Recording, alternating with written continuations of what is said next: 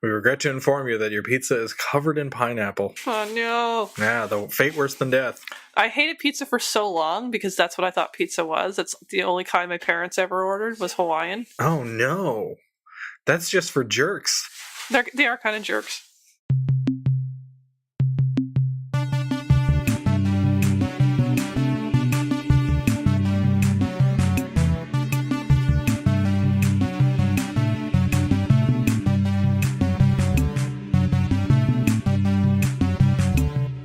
This time we watched Season 6, Episode 16, Racket Girls. The first in our series about bad girls, if you don't count the last one about Lassie. But first, our last episode had our second anniversary. Sorry, our last episode was our second anniversary. And we want to know, of the 24 episodes of MST3K that we looked at in our last year, what your favorites were. But before that, Beth, thinking back on those 24, what was your favorite?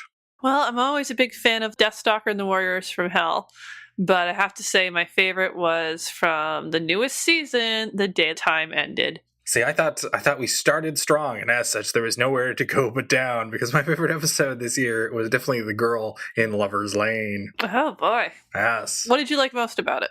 It is a tawdry, sad melodrama that, for all of its mawkishness and its seriousness, there is a competent goofiness throughout.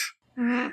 And it's inescapable, and Joel and the Bots run with it, and they create a great, I think, series of riffs off it. The sketches are really fun. The whole thing is quality MST3K, top MST3K. How about your least favorite? Oof. Gee, I don't know. I would honestly have to consult the list. I would have to go over it again. I have one. Well? Time of the Apes. Go die in a piss-filled hole, you stupid... Because we had to watch it twice. That made it even worse. Out of the set that we did this year, I think the episode I kind of enjoyed the least was Wizards of the Lost Kingdom 1. I think partially because it was one of those films that would have been more fun to watch without the treatment.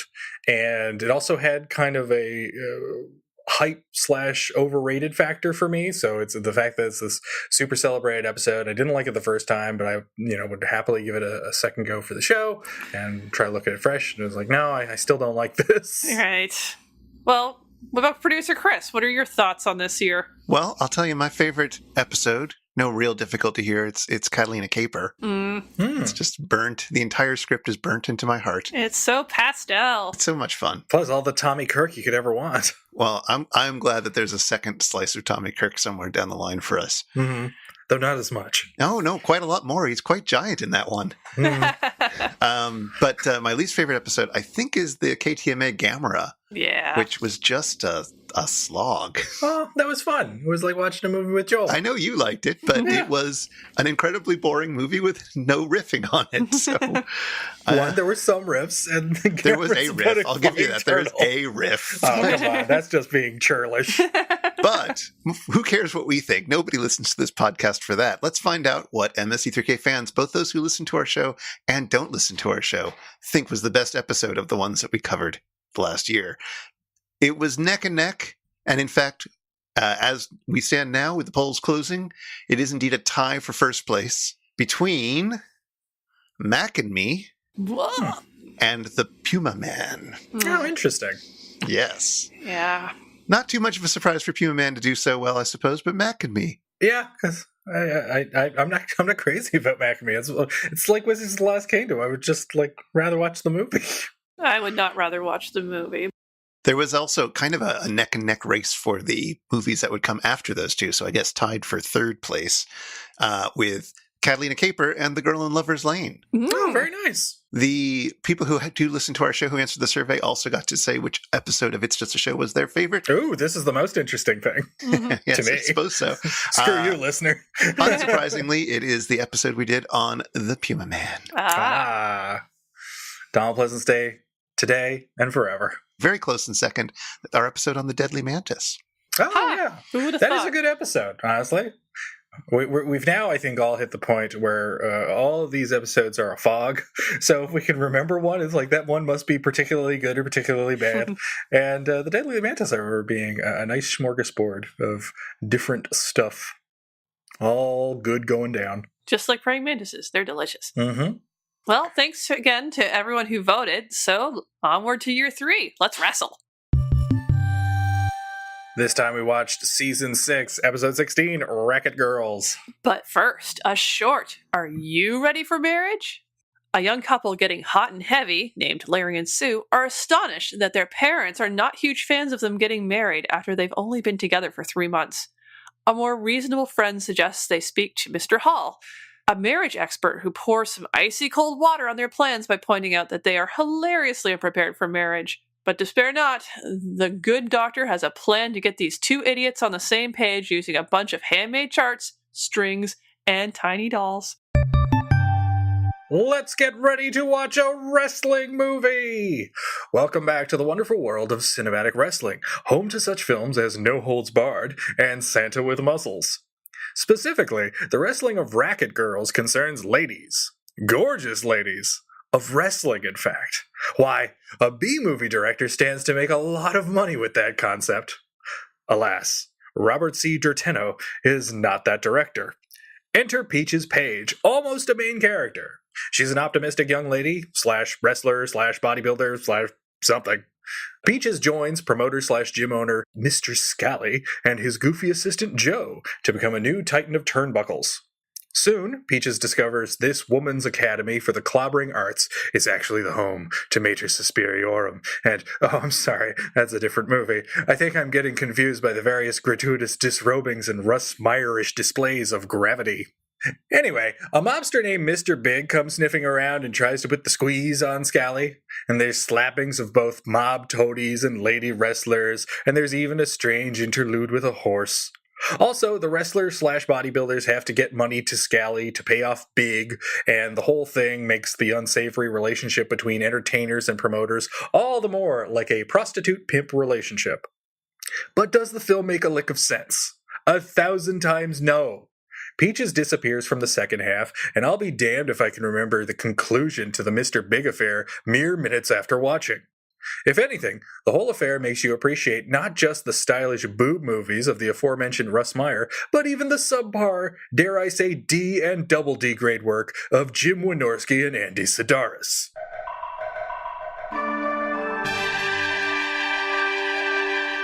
Meanwhile, on the Satellite of Love, in the prologue, Lisa Loeb appears in the Hex Field and sings a rendition of her only hit song, Stay. Meanwhile, a strange family has shown up in Deep 13, which prompts Dr. F to install a new security system, and both Frank and Mike and the bots use it to mess with him. In segment 2, Crow asks Mike for Servo's hand in marriage. Mike is skeptical about their readiness, but a quick survey from Cosmo magazine reveals they're compatible. Crow and Tom fight kiss in celebration. In segment 3, Crow throws himself a bachelor party, with Jan in the pan as the sexy entertainment. Then, a drunken, remorseful Crow reflects on how he is so lucky to be with a bot as beautiful as Tom. In segment 4, the wedding has commenced. Frank sings There Is Love, while the weird family fills the pews. But when Dr. F's sermon starts rambling, the entire ceremony quickly devolves into a wrestling match. Segment 5 has Mike, Crow, and Servo dressed up as wrestlers as they read letters. Meanwhile, Lisa Loeb shows up at Deep 13. Frank seems okay with her presence until Dr. F suggests that Lisa's dating Ethan Hawke. All right, Beth. Well, you said this was one of your favorites, so how does it hold up on this fresh viewing? How would I say this? The shine is off the apple to some extent. Yes, turns out you were not ready for marriage to Racket Girls. Like, the short is amazing. Some of their best work. I was chuckling through all of it, even though I knew pretty much every riff as it came along. I just love that beginning where they're just like macking out, and then Crow's like, "Oh, Mom, I need to get to school." And I think the segments are amazing. The buildup of the marriage plot is just perfectly apportioned out and really hilarious. I think it's one of the best intros when the weird family just shows up for no reason, and both Dr. F and Frank are just constantly asking, "Have you been helped?" And it just keeps escalating. Like, I just think that's just like such a little genius insertion there. But the movie itself is a slog, and I found the riffs a little bit retrograde. They make a lot of really lazy jokes about women.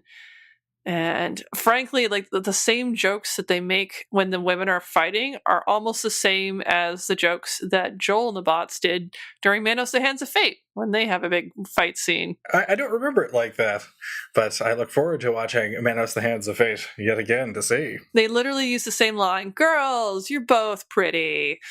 So, yeah, I was a little disappointed by how this movie did not hold up, but I think the rest of it is worth checking out. Definitely.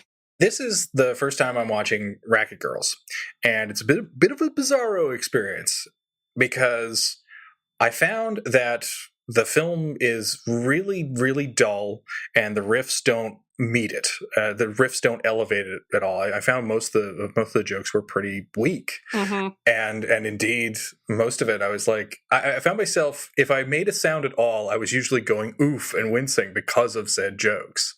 It's pretty weak stuff. I did enjoy the one joke. It's kind of mean to Peaches, but it's accurate, where Crow is just like, Peaches has a fresh, natural stupidness that isn't forced or contrived. And it really is a good explanation of the character. Yeah, that's all you got. But I also found, it's like watching the short, which, I mean, I may have seen, I may not have seen, I don't remember. But I don't think this is one of the better short offerings. Oh, I think the short is funnier on its own, and there's one particular riff, and there's some very good ones overall, but I found them kind of few and far between. Like, especially coming hot on the heels of Body Care and Grooming. Though I will definitely give a shout out to the riff Bobby Orr's Electric Marriage, Real Marriage Action, which was pretty excellent and accompanied the most bizarre moment in the entire short.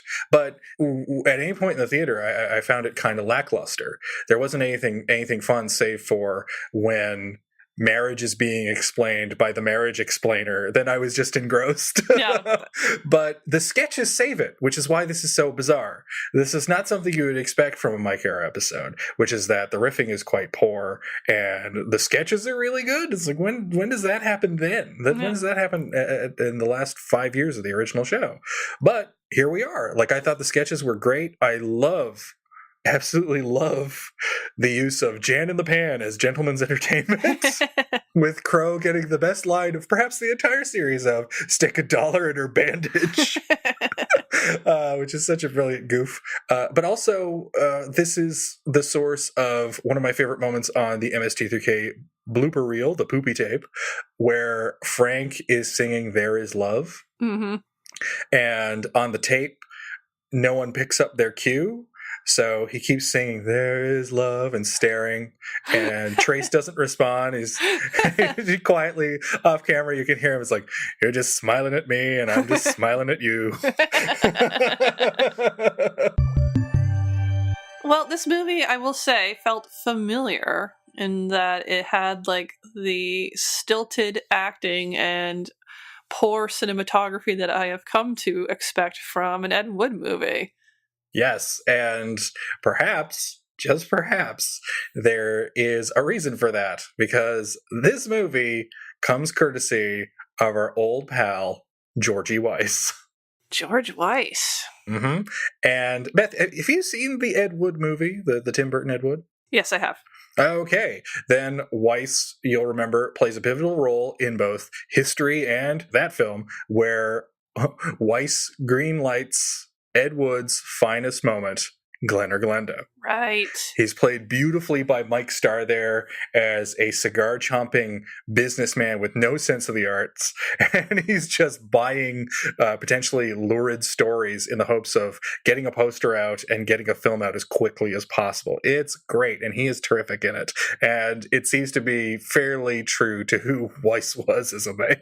Yeah, so he was a Z movie film producer who kind of specialized in sexploitation films. I think we talked about in Girls Town the kinds of boob movies you got in the 50s and 60s. There was two kinds. There were nudies and roughies, and George Weiss did both. Well, we get to that stuff later, because he first broke in with his era of rip from the headlines movies. He was Dick Wolf before there was the lupine penis that gave us Law and Order. Because, as you know, Glenn or Glenda was supposed to be the Christine Jorgensen story. Right. And I believe it was originally titled, I Changed My Sex, which makes it sound like a genie's command, and is certainly not how we consider those sorts of procedures now. But his very first film, when he broke into the industry with, was called Test Tube Babies. Oh. Which really made me think it was a science fiction film. I got all excited. I was like, oh, I might want to watch Test Tube Babies. There's going to be a homunculus that grows out of a tube. I should have done some more research on this because I was really surprised to hear about test tube babies that early. The first test tube baby was like 1982, pretty sure, or at least in vitro fertilization. That's why George Weiss is known as a man who is ahead of his time. But Test Tube Babies, I have not had the chance to see it. Fortunately or unfortunately, it's really hard to tell because Racket Girls goddamn sucks, but Glenn or Glenda is legit brilliant. I think I consider it an actual masterpiece. But Test Tube Babies has a really interesting plot, which I was not expecting when I was reading up on it, which is that a young couple is trying to conceive. They're having trouble. Mm. The husband is sterile, and so they have no choice but to call upon a witch doctor. No, they call upon science. Hmm.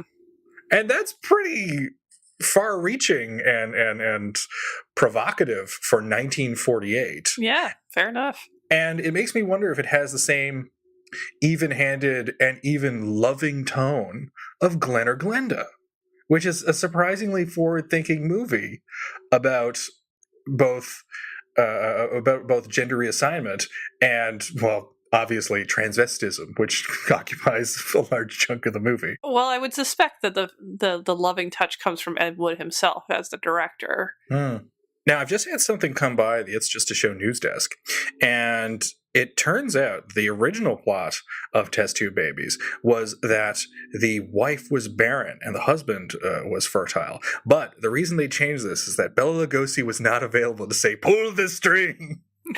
Oh. Nice. So we should also say that this is the middle part of the trilogy of the Scally series. Oh, so by film trilogy logic, this is the best one. This is The Godfather 2. This is The Empire Strikes Back. This is the Lord of the Rings 2, Lord Two Rings. Well, you think so, but the last one, Dance Hall Racket, stars Lenny Bruce. Yes, we talked about that a bit on Robot Monster, because it was directed by Monster's Phil Tucker. And I've seen a little bit of it, and it's better than this movie, but it's still not interesting to watch. Like, it's a great footnote. It's like, oh, Lenny Bruce wrote this. How weird. And his mean squeeze of Honey Harlow is in the film.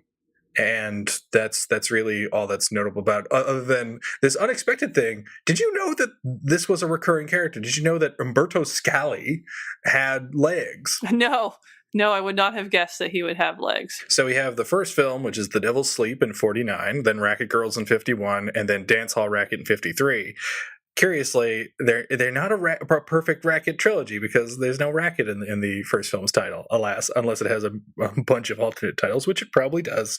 But yeah, is The Devil's Sleep referring to a sleeper hold? I have not seen that film. Well, we should say that the other thing that's tying this trilogy together is they're all about women's wrestling. Sorry, Dance Hall Racket isn't a wrestling movie. So there's no cat fighting and stuff in that? There's catfight, isn't there? No, they're dancers. Oh, I It's thought a there was a dance hall catfight in racket. it. The Racket is all mob stuff. Mm. Devil's Sleep, looking at it, is at a women's health spa that gives women weight loss tablets that have terrible side effects and sells Benzies to teenagers. There's still naked women, don't worry. There's naked women in all, well, half naked women in all of them, but But he's not a gymnasium owner in all three of them? no, in Dance Hall Racket, which I did watch for this episode. Look at you. I know. Oh, God, it was bad. Yeah. But was it worse than this? You know, it was different. I mean, there were no robots making jokes. Mm-hmm. Unless you count Lenny Bruce. Mm-hmm. In Dance Hall Racket, Scully is running a dance hall, which is a front for smuggling diamonds from across the border. Ooh. So that is the gimmick of that. And Lenny Bruce stars as his tough. The guy who basically has a switchblade and stabs quite a lot of people, including Scally, over the course of the film. So wait, is Scally dead by the end of the film? Scally is dead at the end of both Racket Girls and Dance Hall Racket. See, if you watch the uncut version of Racket Girls, it all makes sense because we get a close-up of the long missing Peach's page, and then out from her ginormous bra is a little tiny Scally, and he waves to the camera. So we know he's okay. You can't keep a sleazy mobster down for long. He has a weirdly Walt Disney-ish vibe, this Timothy Farrell. Yeah. so I didn't know whether or not I was supposed to like him. Basically, after his movies with Timothy Farrell, he started to do some stock footage features where he just basically cobbled stuff together. That's where things get interesting. Okay. That's where things get good. Because that's when we get into the whole concept of the nudie and the roughie. Right. And so, which sounds like a great Western, by the way. The nudie and the roughie. Clint Eastwood is a rough man, but Lee Van Cleef is totally nude. Can he stare into Lee Van Cleef's eyes without having his eyes wander in order to successfully combat him in a duel? That's a great movie, and I own the copyright to it now.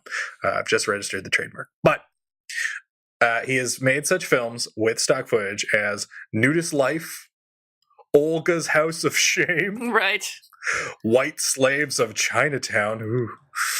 Olga's Girls, Chain Girls. Oh, we got a sequel here. Madame Olga's Massage Parlor, which I nearly misread as Madame Olga's Passage. My favorite of the titles, The Peak Snatchers. And lastly, rounding out Olga, not the she-wolf of the SS, but Olga's Dance Hall Girls. I think perhaps a bit of a coming home with certain themes in Weiss's work. And yeah, some of these were done with cooperation from Ed Wood, as both men were, I think, facing somewhat destitute hard times. I know Wood was, and I believe Weiss would have seen what little he had be hung out to dry at this point. It says on the Wikipedia page that Olga's House of Shame was a major early influence of John Waters. That makes sense, but that also would suggest that it is terrible. And I say that with all the love for John Waters, because John Waters loves terrible things. So there are actually professional wrestlers in this movie, which gives it a very strange tone, because pretty much this is just a sexploitation movie. It's an excuse to see women bad at each other. Well, more than that, it's an excuse to see them bounce, given that we have a jogging montage with Peaches, which is just like, there should have been a huge subtitle that just kept flashing tits. It's like, yes, I'm aware. But they do have two actual wrestlers, Clara Mortensen and Rita Martinez. And what's interesting is they're both given like their big Hollywood moments where they get to tell the sleazy Scally that they're not going in for his shenanigans. Well, because he's trying to fix the rounds, right? So the irony is, right, like the real issue with having female wrestlers is the fact that it's not taken seriously and just used as an excuse to basically be foxy boxing.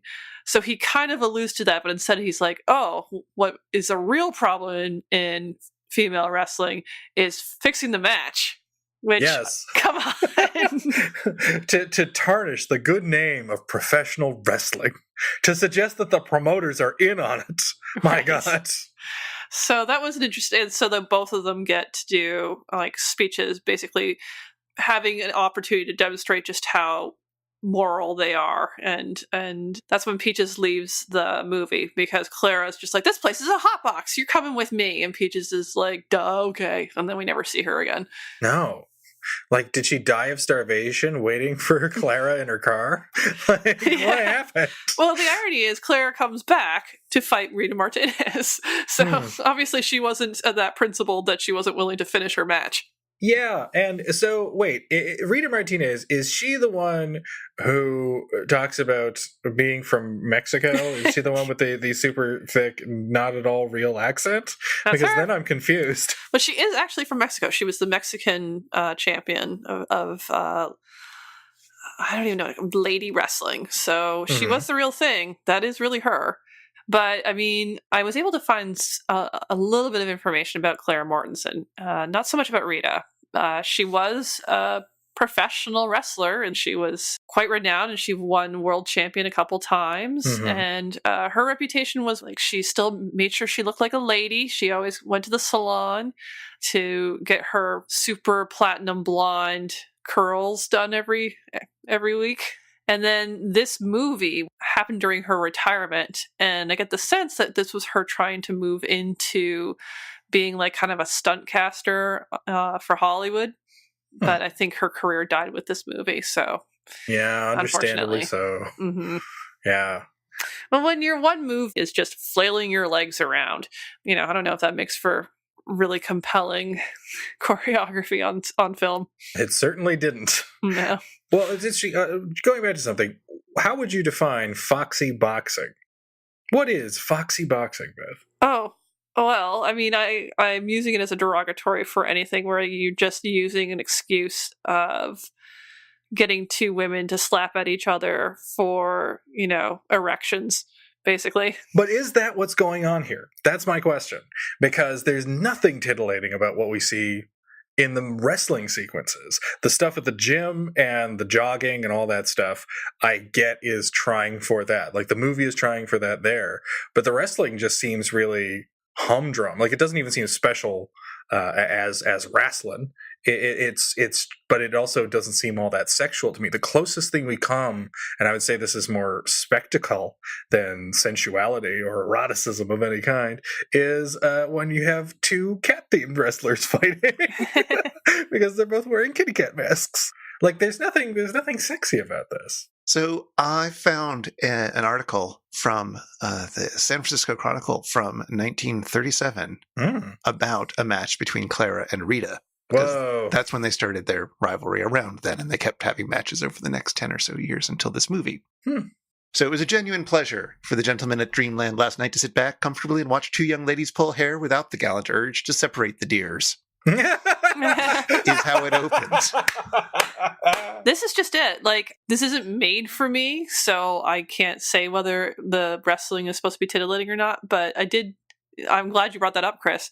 Like, real wrestling doesn't have hair pulling. So, well, actually, based on the WWF that I recall from the 80s, it totally did. Mullets were getting pulled all the time. That's not real wrestling.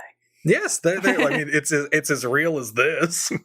Maybe it's because the fighting was so dull. I'm just like, maybe they are really just wrestling. Like, maybe this is what it looks like. Yeah. But no, actually, now that I think about it, because most wrestling is on the ground, and these women spend a little bit too much time flailing their legs to be, actual wrestling. So it is actually supposed to be a spectacle. But I don't know if it's supposed to be sexy. If so, it failed. I think from the rest of this article, it's definitely meant to be a little sexy. Yeah, Wow. I think so. It's not doing anything for, I think, a modern connoisseur, but Yeah, I've seen Russ Meyer movies. Damn sexy. And it kind of casts a shadow on the whole idea of like female wrestling, right? And I think that's something that even professional women today have to deal with. Like, even if you're trying to take it as seriously as possible, are you just doing it for the male gaze to some extent, right? I think that's something that has plagued a lot of contemporary wrestlers and UFC champions and things like that. Although that said, I mean, one thing, as someone who does not take in UFC stuff, I'm neither for it nor against it. I simply don't watch it. And whenever I see Joe Rogan on TV, I think either maybe I'm watching a stupid podcast or I'm watching perhaps hopefully a news radio reunion special. So my hopes are dashed when ladies start fighting. But like Ronda Rousey has become quite popular and not as really a sex symbol so much as, an intimidating fighter. Yeah. And that's kind of cool. A lot of people wanted her to be Wonder Woman. In fact, my part of her Scaredish co-host is still mad that she's not Wonder Woman in the movies. It's starting to change, but I think it's something that has only happened really recently that, women in any sport, frankly, have been taken seriously. So, but wait, Beth, there was one particular form of wrestling that really turned its attention away from the male gaze, and in fact had ladies showing off all sorts of talents, namely in the form of rap. Gorgeous ladies, in fact. because they were the women of Glow. And I won't lie, Glow's incredibly cheesy, and Glow is very much you've got sexy ladies in some revealing outfits, but it's also, having watched a bit of it more recently with the rise of not just the Glow series, but watching the documentary about the wrestlers themselves, which is also called Glow. So rewatching some of those older episodes, I found it I found them very endearing, and I was surprised by how often they're not meant to be sexy. They're meant to be grotesques. Like how funny and weird it was to actually sit by and watch it. And that was kind of refreshing. So it seemed like for every Hollywood and every Little Egypt for Glow connoisseurs out there, there were other wrestlers. There was a one, I forget her name now. I think her name may have just been Crazy, but she wore a Jason hockey mask and wielded an actual chainsaw on her way to the ring. Hey everybody, it's time for the Shallow 13. It's time for the Shallow 13. 13 fast facts about this episode. Keep it clean and go, Beth, go. Dr. Reuben L. Hill, the authority figure in Are You Ready for Marriage, was a professor of sociology who specialized in research on the family. By the time of this short, Reuben had published books on the family that included Marriage in the Family, When You Marry, and the ominous Families Under Stress. As Dr. Hill explains marriage through the visual aid of some dolls on strings, Crow references the Iger Sanction. This 1975 film starred Clint Eastwood as a proto-Indiana Jones, a history professor, mountaineer, and former assassin. Eastwood's mountain climbing, done without the help of a stunt person and often under dangerous conditions, also serves as an educational metaphor for marriage. Mike suggests that love-struck high schooler Sue needs to go home and wash her hands because she touched her paramour's Vitalis. Vitalis is a hair tonic, and yeah, they still make it. And it was popular in the 40s and 50s for providing the popular wet look for men without the greasiness of pomades like Brill Cream. It provides a nice sheen, but apparently doesn't give much hold. On to our feature presentation. We mentioned George Weiss's and Timothy Farrell's connections to Ed Wood, but of course there's more. Cinematographer William C. Thompson worked on Misted Wood films, The Sinister Urge, and Bride of the Monster, as well as the Wood-scripted The Violent Years. And makeup man Harry Thomas also worked on Bride of the Monster. Consulting the Psychotronic Encyclopedia of Film while penning his entry for this episode in the Amazing Colossal Episode Guide, writer Paul Chaplin notes that there was no entry for Racket Girls, but a film called Blonde Pickup matched its description. Sure enough, Blonde Pickup is one of several alternate titles including Pin Down Girl, Pin Down Girls, and Wrestling Racket Girls. At one point in the movie, Scally testifies before a committee on organized crime, sitting in front of a giant American flag. This aspect of the film is ripped from the headlines. In 1950 and 51, Tennessee Senator Estes Kefauver headed the special committee to investigate organized crime in interstate commerce. The proceedings were broadcast on radio and, eventually, on television. This led to an early instance of a witness asking for his face not to be revealed on TV. Instead, the camera focused on his hands, which fascinated a nation with their nervous twitching. Lisa Loeb is best known for her hit song Stay, but it might be her look that had the most impact in 1994. In the music video for the song, she's sporting a pair of thick-rimmed, pointy frames, popularly known as cat-eye glasses, which at the time were really only seen on middle-aged women in Far Side comics. Her look may have incited a turning point in attitudes towards girls with glasses. Suddenly, thick frames went from being a shorthand for tragic nerdom to a necessary accessory for any aspiring hipster. In spite of what Dr. Forrester says, Lisa Loeb states that she and Ethan Hawke were only ever just friends, having connected through the New York City theater community. She made music for his plays, and Hawke was impressed enough to push Ben Stiller to include the song Stay in the end credits of Reality Bites. Turns out Lisa Loeb loved Bridget Nelson's mockery of her. Loeb even posted a clip of the sketch on her official YouTube channel. For those keeping score, that's Lisa Loeb 1, Joe Don Baker 0. Oh, hey, Lisa Loeb. As the becostumed Panther Woman enters the ring, Mike quips that she's Sean Young after another part. This infamous bit of Hollywood lore concerns Young's aggressive campaign to snag the role of Catwoman in Batman Returns. She would drop by unannounced in a Catwoman outfit in front of director Tim Burton and star Michael Keaton, and even appeared on the short-lived Joan Rivers show in the same outfit. In another wrestling scene, Mike says, "Remember when Bobby Riggs wrestled Billie Jean King?" Bobby Riggs and Billie Jean King were tennis players best known for their provocative Battle of the Sexes match. The show would get greater use out of the rivals when Dr. Forrester and Frank dressed up as them later this season for Angel's Revenge. Mike also quips that two of the wrestlers resemble two ubiquitous faces of 90s television comedy. Amanda Pierce and Sandra Bernhardt go at it. For youngsters or the forgetful amongst us, Pierce was familiar as Marcy Darcy from TV's Married with Children, while stand-up comic Bernhardt was a mainstay of HBO, Comedy Central, and even appeared on Roseanne. When this episode aired, Pierce had recently come out as gay. Bernhardt had long been proudly bi. Classy stuff for Mike there. Like The Painted Hills, this episode also ends with a clip from the short, rather than the movie. I don't know, maybe it wasn't so rare for them to do that after all. Boing! And that's time. All right, well, perhaps the best way to introduce our next segment is to do so in song. Hello. Hello. Hello.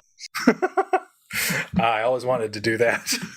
We must discuss what was brought up curiously in one of the host segments, the Stooges, and specifically the Stooges replacements, or rather Curly/Shemp's replacements, which is a whole weird rambling thing that follows their rather crazy career. Right. But yeah, Beth, how well do you know your Stooge? I watched them a lot when I was a bit younger. Maybe a preteen would be the age. Once again, I have to thank my gray market satellite dish for giving me access to the American channel TNT, which showed this stuff constantly.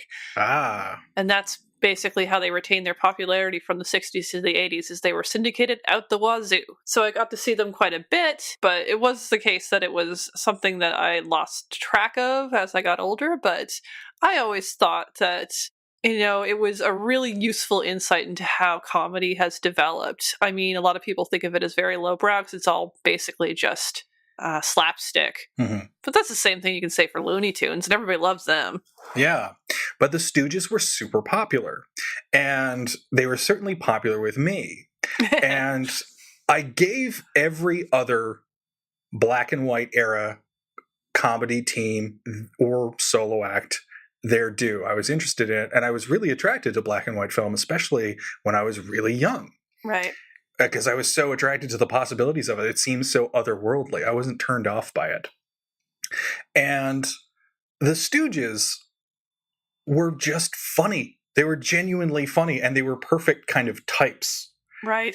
And that's why I hold them, I think, as a strong silver in terms of the great black and white film comedians. Because top of the list has to be Laurel and Hardy, who were genuinely great. Right, they are. And I think their stuff is good. Their silent stuff is good. Their talky stuff is really good. And they were terrific personalities. And it all comes down to the fact that they were these easily identifiable and malleable types that you could put in any situation. So putting Laurel and Hardy or Larry, Moe, and either Curly or Shemp in a situation, you got excited just by the idea of what simple thing they are asked to do and how the film is going to contrive itself to essentially get all members to play on their worst traits and end up just fighting with each other. Right. And I found those two teams more endearing than Abbott and Costello, than even Charlie Chaplin or Harold Lloyd, or even the Marx Brothers, which is ever so classy. And yet, you know, once you get past all the Groucho Marx one-liners, Marx Brothers movies suck. They're really dull. I kind of like it when... when Chico starts chasing ladies and stuff? That's Harpo. Honk shoe. I like it when Chico plays the piano. He's very good at it. But I didn't have that exposure to really old, like, filmic comedians. But when I compare it to the other black and white stuff I was watching at the time, which is mostly Nick at Night, like, they played a lot of Dennis the Menace, for instance, Mm. that stuff is snore, snore, snore. And Yeah. I think it just has a lot to do with the energy that you have to bring from a vaudeville act into this medium. Like, they just kept it up, and they kept it up for well into their 70s, which is ridiculous. Yeah, some of the Stooges saw the color era.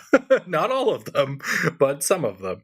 And I really do think that it comes down to the fact that, like, to me, the perfect trio is Larry, Moe, and Curly, though I don't hold anything against Shemp. The Shemp shorts are fine. Shemp Shemp's is fine. funny, and he's got a weird energy to him.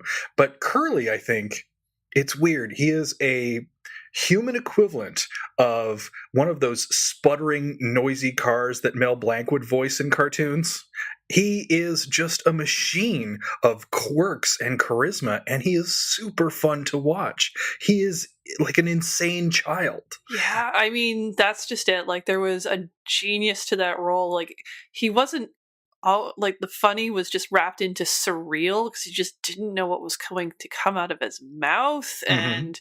And just like those little, like, I just can't even explain what the whoop, whoop, whoop, whoop noise is that he does. That's just, nobody does that. That's just him, you know? Yep. Then the nya nya nya, and him hitting himself on the head and getting charged up about stuff, so he kind of runs in place. All of the weird Curly quirks are burned in my brain and then got repeated in pop culture because, of course, you see references to Curly's actions, I think, for me, most frequently in both the early The Simpsons and on SCTV when John Candy was on it. Right.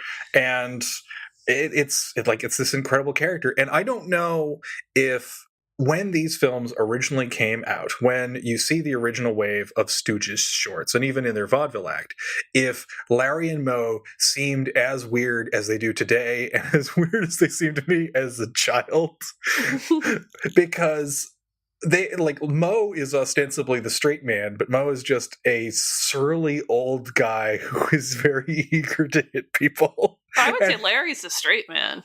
But Larry is so kind of like whiny and fey that you can't even get him as a character that you would kind of see the craziness from. Like, he's still playing up too. He's still very much a clown. And ghastly looking. with a fantastic voice. Oh, Mo.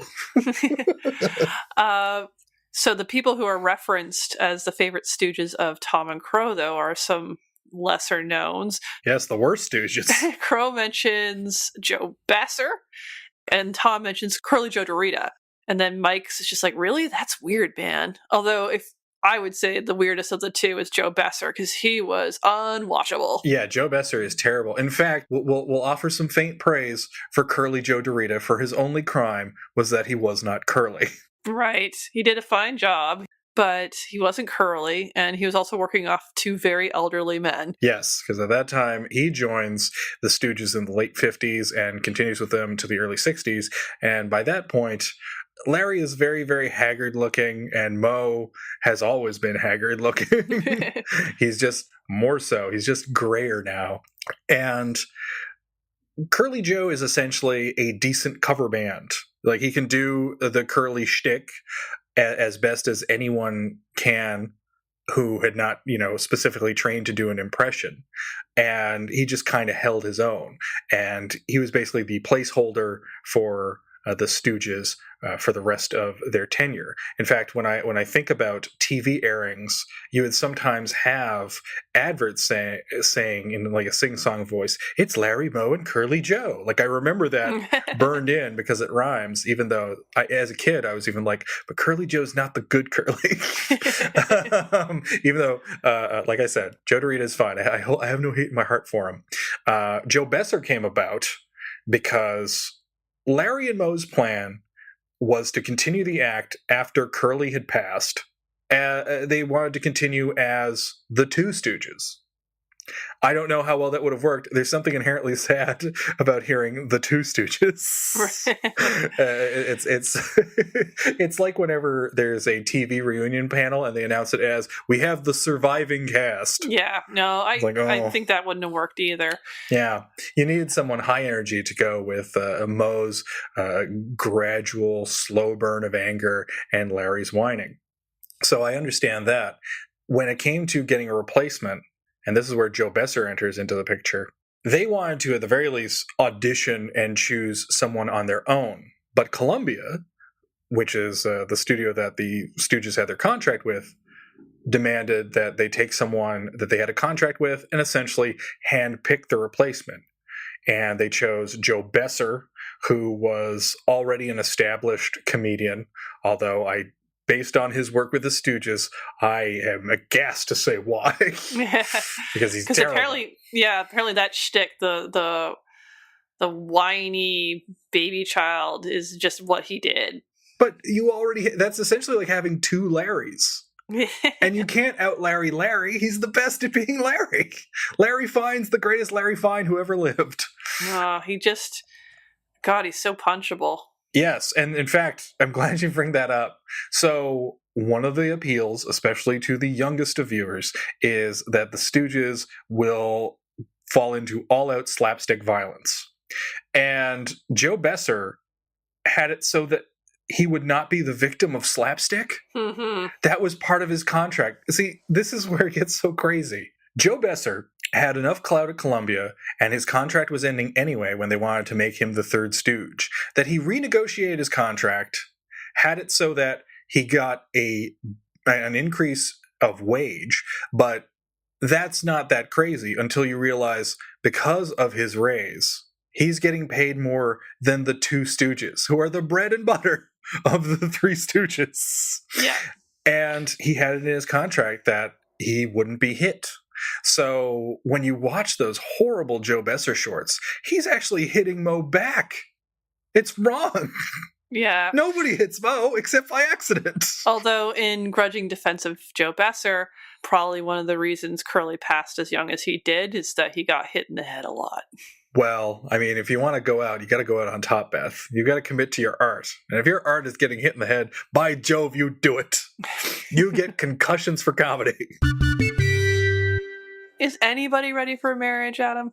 No one is ready for marriage. No one can actually predict what it is. I mean, it's like when you hear about old people saying, I'm going to wait until I'm really, really old before I try hard drugs. Well, then you're just a weakened person who barely has a heartbeat left in them. You're not going to try heroin then. You got to do it when you're young and full of piss and vinegar. Yeah, it'll be scary when you're older. Yeah. So, I mean, I can imagine, more steady hands being a little more prepared and know what to expect. But I think, you've just got to jump in if you're going to get married, because I think you can only get so prepared. Well, that's an interesting perspective, because I'm not married. I am. It's interesting to see where the 50s fit in terms of the history of marriage. So most of the time the marriage was just like a family alliance, right? It wasn't about love. And in the 50s is a weird blip where there was a belief that opposites attract, and I was really trying to track down this podcast, and if any listeners know which one I'm talking about, they give kind of a history of the 50s. And what's surprising is that the parents of teens in the 50s wanted them to date around more. The tendency of teenagers was to get married at the drop of a hat. And you kind of get that here is just a really reckless move into marriage, which, has followed the baby boomers throughout their entire tenure. They are the most divorced generation that has ever existed. So what is interesting about this movie is it seems to try to be pushing against those instincts, like as opposed to this kind of opposite attract, based on love and attraction. He's pushing like, what about similar backgrounds? Like, are you guys actually going to like each other once you're like not horny for each other anymore? That's basically the subtext of all of this. It's like, do you actually have those things that people would actually value in traditional marriages? Are we coming from similar backgrounds? Are we supporting the same things? Do we have the same values? Usually your parents would take care of that, but now there seems to be a move into, well, why don't you guys figure this stuff out? All these things that Dr. Hall is emphasizing, like, you guys have to figure this out. The time I got married, we'd already figured it out. We'd been living together for years and years. Like, we were not mysteries to each other. And I think that's the difference. What they're trying to deal with is like, you two are mysteries to each other. You need to kind of figure each other out before you commit to, especially since they're so young, 60 years together? Well, Beth, were you ready for marriage because you had spent that time together, or did you at any point have jitters as if to say, oh, wait, we've been together for 40 years. My God, who's to say that the next 10 for our lifespan will be smooth sailing after that? Well, I mean, we talked about it, so I knew it was coming. And he, like, my husband was like, I would still like to, be the one who pops the question. I'm like, sure, whatever. And so we had a trip to Paris, and I had an inkling like, oh, I wonder what's going to happen here. And for some reason, I kept finding ways for it to not happen. Whenever he'd be trying to get me to sit down for a minute in a romantic spot, I'd be like, no, I want to keep moving. This place smells like urine, which a lot of things in Paris do. And take that, Paris. And he ended up having to get me like super drunk to get me to slow down enough to propose to me. Yeah, well then, so you did feel a bit of anxiety then by the sound of it. I did, surprisingly, because I think, I wanted to be with this guy for the rest of my life, but the actual statement of it was still something I felt a bit jittery about. And it's interesting. So how do you go about, like, that to me is such an interesting proposition where that your husband-to-be wants to be the one to propose. So already the question is going to be asked. It's just a matter of when? Yeah. Like that's I don't know. I would find that a little bit chilling myself. Like, and get this. So he didn't want to buy me a ring because he wanted to leave that up to me. Okay. Smart man. So he had bought like a kind of like holder ring before we left. It was like $50 or something. And while I was cleaning, I had come across a ring box. I'm like, what the hell is this? And I just threw it out. So he had to like, while it was going on, you have to remember I was quite drunk. He was saying really nice things. He was down on one knee and he starts tying a rivet around my finger. I'm like, what the hell is going on? It's so that you won't forget you're married. Yeah. So it was odd, but it all worked out. We did end up having to go to marriage counseling. We wanted to get married in this specific chapel that was really pretty, and so they're just like, to be part of this chapel, you have to do this slightly religious marriage counseling beforehand. And I was not looking forward to it, and for the most part, it wasn't useful. But they did give me They gave me two really good pieces of advice. Number one, never express contempt for your partner. Contempt will destroy any relationship. 2, don't renovate anything until you've been married 10 years. Okay. Those are two very different pieces of advice. I wasn't quite expecting that. Yeah. Whose church was this? Was this the Church of the Designing Women cast? Was Delta Burke there? Oh, if only. But Chris, we may be ready for marriage, for Beth and I are now betrothed. What she did not see is that during this podcast, I tied a ribbon around her finger. But... oh, there it is. Yeah, but...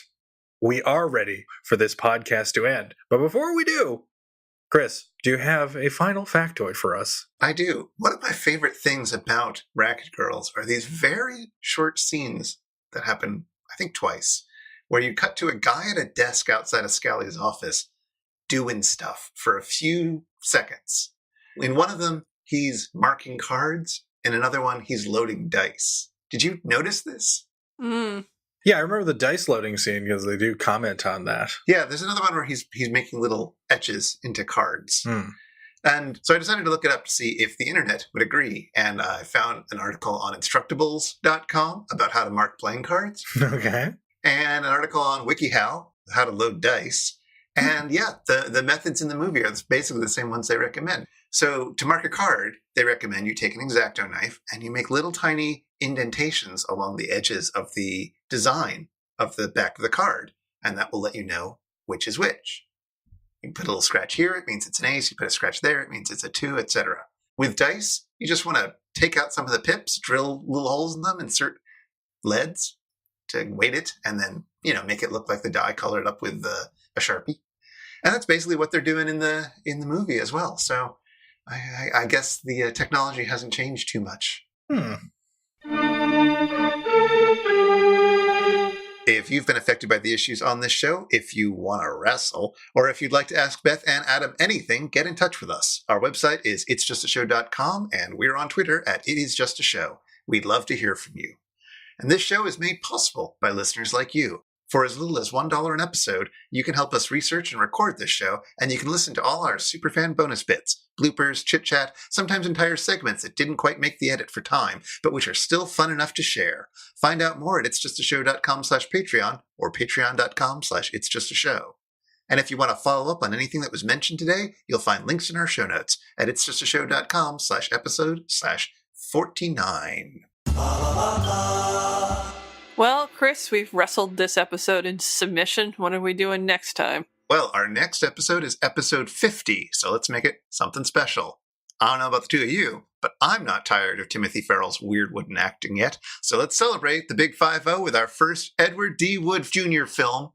He wrote the script at least. Season 6, Episode 10, The Violent Years, with a short young man's fancy. Oh, this is going to be an interesting one to parse through. I remember some weird stuff in this episode, but it also does come with Young Man's Fancy, which I recall as being a Technicolor delight that may or may not have had some cartoons in it. I forget. It's been a while.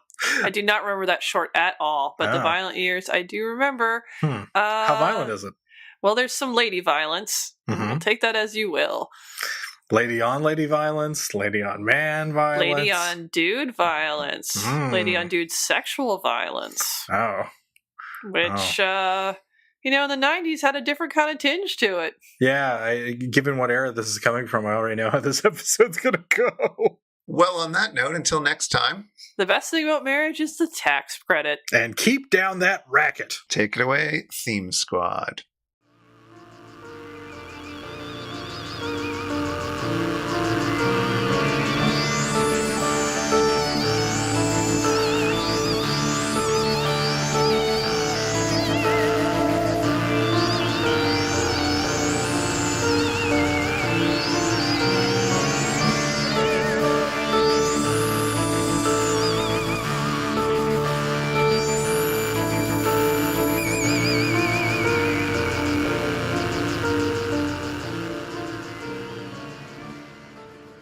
It'll be scary when you're older.